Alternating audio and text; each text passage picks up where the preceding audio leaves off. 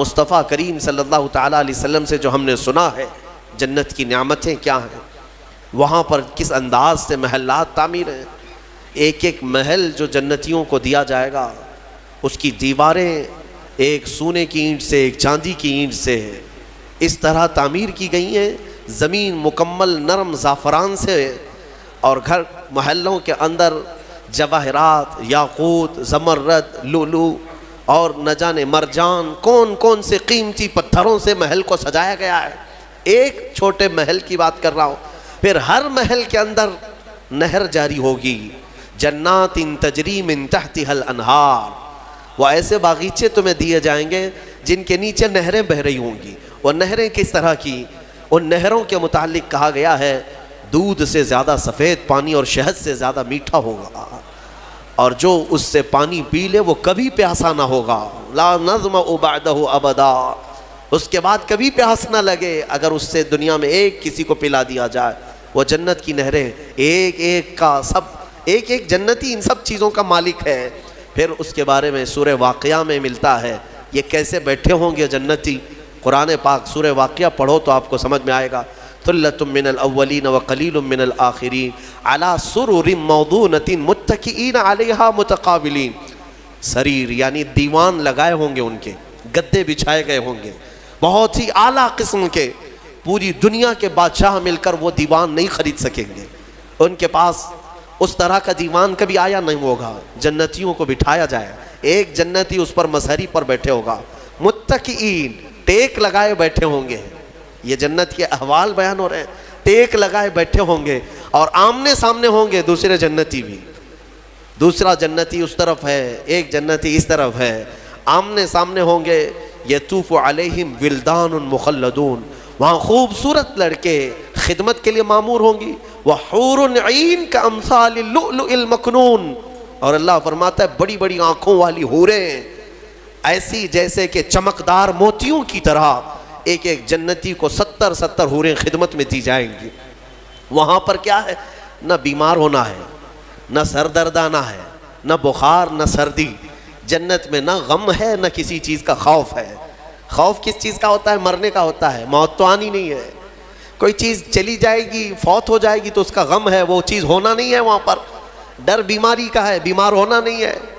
پھر پلس کبھی ایسا ہوا کہ پیٹ درد سے آدمی بے چین ہوتا ہے، بے قرار ہوتا ہے، جنت میں نہ کبھی کسی کو پیٹ درد ہونا ہے، نہ کسی کو طہارت استنجا پکانے کی حاجت ہونی ہے، کیونکہ وہ نوری جگہ ہے، جو کھائے گا وہ نور ہی نور ہے، نور ہی نور ہے، اس کا فضلہ نہیں، نور کا فضلہ نہیں ہوتا، کچرا نہیں ہوتا۔ تو جنت میں کسی چیز کی فکر نہیں، اسی لیے قرآن میں جگہ جگہ اللہ نے فرمایا لا خوف علیہم ولا هم یحزنون، نہ ان پر کسی چیز کا خوف ہوگا نہ کسی چیز کا غم ہوگا۔ اسی لیے میرے عزیزو جنت کی چاہت رکھو، اس سے بڑھ کر کے کیا ہے؟ جنت میں ایک محل کیسا دیا جائے گا پتہ ہے؟ جنت فل ہو چکی ہوگی، فل ہو چکی ہوگی، سب سے اخیر میں ایک بندہ آئے گا، حساب دیتے دیتے دیتے زمانہ گزر گیا، جنتی جنت میں جا چکے، سب کا فیصلہ ہو گیا، لاسٹ آنے والا سب سے اخیر میں آنے والا جنتی پتہ نہیں کتنے 100 سال بعد آئے گا، بخشش ہو گئی، اس کی سزائیں ختم ہو گئیں، اسے بھی نکال کر کے لایا گیا جنت میں۔ وہ آیا، دیکھا ساری جنت بھری ہوئی، سب کے محلات لگے ہوئے ہیں، ظاہر سی بات ہے انٹرنس پر سیدھے ہی آتے ہی بڑے بڑے محلات اور سب کے نام لگے ہوئے ہیں۔ یہ حسرت سے دیکھنے لگا، میں بہت تاخیر سے آیا، مجھے جگہ ملے گی یا نہیں ملے گی؟ سب سے اخیر میں آنے والا جنتی، تو وہ جنت میں اندر آئے گا، رب تبارک و تعالیٰ سے پوچھے گا کہ مولا میری جگہ ہے یا نہیں جنت میں؟ رب تبارک و تعالیٰ فرماتا ہے جنت میں اس بندے سے پوچھتا ہے تیری کیا خواہش ہے؟ جنت میں یہ محلات سب کو جو دیے گئے وہ کتنے بڑے ہوں گے میں انداز آپ کو بتاتا ہوں۔ اس بندے سے پوچھا گیا، وہ بندہ کہتا ہے میرے لیے کوئی جگہ ہے یا نہیں؟ اللہ تعالیٰ فرماتا ہے اے بندے تو دنیا سے آیا، دنیا میں رہا، زمین پر رہا، زندگی گزارا، وہاں سے آیا، اب تیرے لیے جنت ہو گئی، پوری دنیا جتنی بڑی تھی کیا اتنا بڑا محل تجھے دے دوں؟ جنت میں اتنا بڑا ایک محل تجھے دے دوں؟ وہ خوشی سے مولا کی بارگاہ میں اچھلنے لگا، مولا اتنا بڑا محل، اگر اتنی بڑی نعمت مجھے مل جائے تو کیا کہنے، رب تعالیٰ فرماتا اے بندے کیا تو اس بات پر راضی ہے کہ دنیا کے برابر 2 دنیا برابر میں ایک محل دے دوں؟ دگنا، دنیا جتنی بڑی ہے اس سے بڑی۔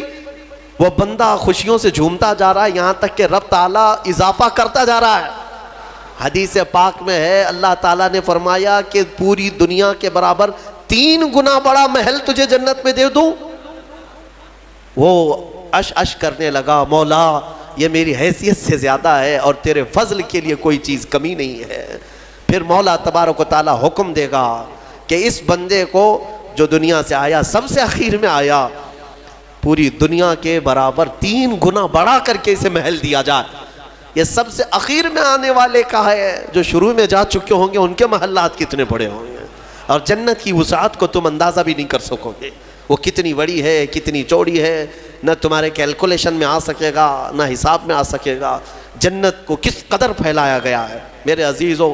اب نعمتیں ایسی ہیں کہ اللہ تعالیٰ فرماتا ہے جنتی جب جنت میں جائیں گے، کلما رزقوا فیہا من ثمرۃ رزقا قالوا ھذا الذی رزقنا من قبل، جس چیز کی خواہش ہوگی نا وہ ان کا کھانا وہاں سامنے رکھا ہوگا۔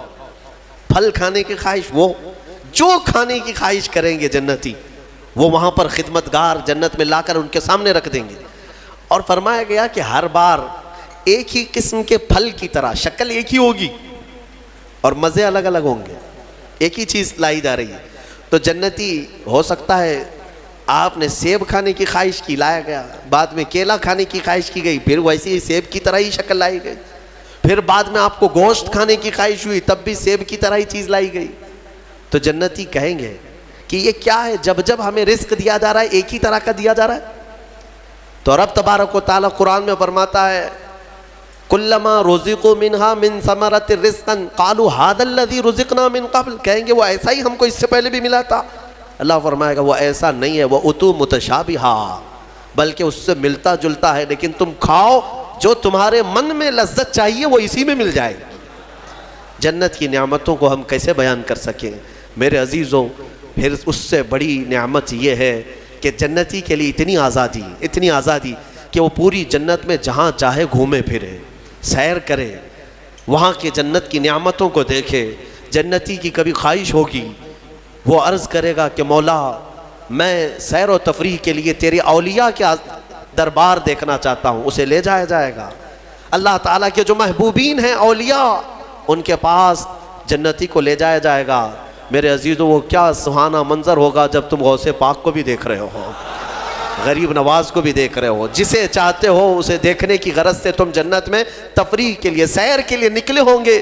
یہاں تک کہ جنتی خواہش کرے گا کہ مولا میں تیرے رسول کے صحابہ دیکھنا چاہتا ہوں، مولا میں تیرے انبیاء کے محلات دیکھنا چاہتا ہوں، لے جاؤ اسے ابراہیم علیہ السلام کے پاس، موسیٰ علیہ السلام کے پاس، عیسیٰ علیہ السلام کے پاس، جتنے انبیاء ہیں سب کے دربار میں جاتا رہے گا، جنت میں سیر کرتا رہے گا۔ وہ وقت بھی کیسا ہوگا جب تم خواہش کرو گے مولا میں محمد الرسول اللہ کے محل میں جانا چاہتا ہوں، کہا جائے گا لے جاؤ۔ وہ جنت الفردوس کے اعلیٰ مقام پر ہوں گے اپنے صحابہ کے ساتھ، لیکن زیارت تمہیں بھی ہوگی۔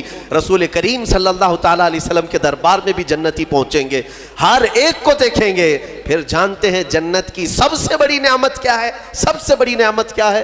جنت کی سب سے بڑی نعمت یہ ہے کہ رب تبارک و تعالیٰ فرمائے گا بندے سب کی تو نے زیارت کی، اب حجابات ہٹاتا ہوں تو میرا بھی دیدار کر لے۔ اللہ رب العزت وہاں پر حجابات ہٹائے گا، اور بندے کے لیے سب سے بڑی نعمت یہ ہے کہ جنت میں بندہ اپنے رب کا دیدار کرے گا۔ وجوہ یومئذ ناظرہ الی ربہا ناظرہ، قرآن میں اللہ فرماتا ہے وہ چہرے کیسے چمک رہے ہوں گے جو اپنے رب کی طرف خوشحالی میں دیکھ رہے ہوں گے، مولا کو دیکھ رہے ہوں گے۔ اور ایک روایت یہ بھی ملتی ہے جنتیوں کو اس دن یہ کہا جائے گا کہ اے جنتیوں آج تم کچھ سننا پسند کرو گے؟ کہیں گے مولا تیری حمد، تیری ثنا، تیرے حبیب کی تعریف۔ دنیا میں گانے بجانے نہیں سنتے تھے، بچتے تھے، اپنے کانوں کو بچاتے تھے، جنت میں انہیں سنایا جائے گا۔ کس سے؟ کہا جائے گا حوران جنت کو کہ اپنی سریلی آواز سے انہیں نغمات توحید سناؤ، اللہ تعالیٰ کے حمد کی، توحید کی وہ سریلی آواز میں نغمات سناتی رہیں گی۔ جانتے ہیں جس کو سننے کا شوق ہوتا ہے وہ مدہوش ہوتا ہے۔ ہاں اللہ رب العزت کی حمد حوران جنت سے سنتے سنتے 100 سال گزر جائیں گے۔ 100 سال گزر جائیں گے. پھر رب تبارک و تعالیٰ فرمائے گا اے جنتیوں سیراب ہو گئے؟ کہیں گے مولا اور بھی ہم سننا چاہتے ہیں، اور بھی ہمیں سنایا جائے. پھر کہا جائے گا دنیا میں سب سے میٹھی آواز حضرت داؤد علیہ السلام کی تھی. داؤد علیہ السلام، لحن داؤدی مشہور ہے.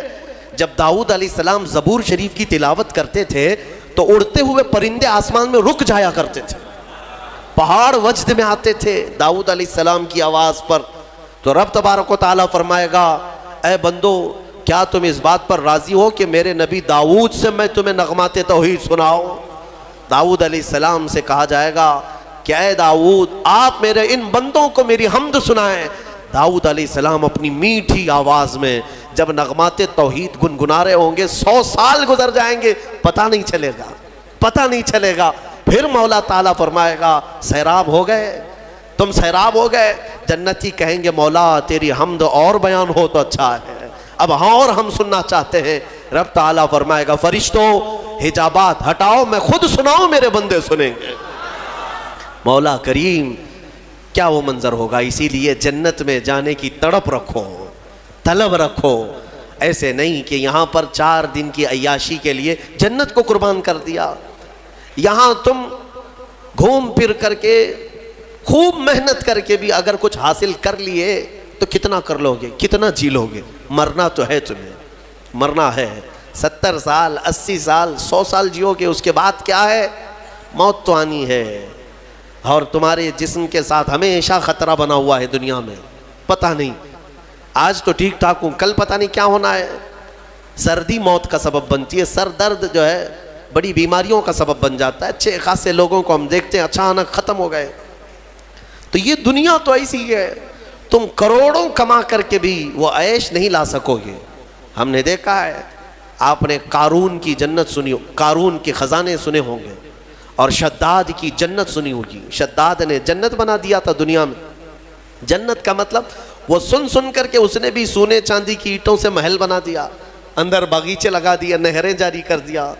لیکن شداد اس جنت میں قدم تک نہیں رکھ سکا، اس سے پہلے موت آ گئی، مر گیا. مرنے کا ٹینشن تو روز ہے تمہیں، آج جنت میں نہیں. یہاں اسی لیے میں کہتا ہوں دنیا پر جنت کو قربان مت کرنا. بہت زیادہ اگر تم محنت کر بھی لے جاؤ گے تو چند دنوں کا عیش ہے تمہارے پاس.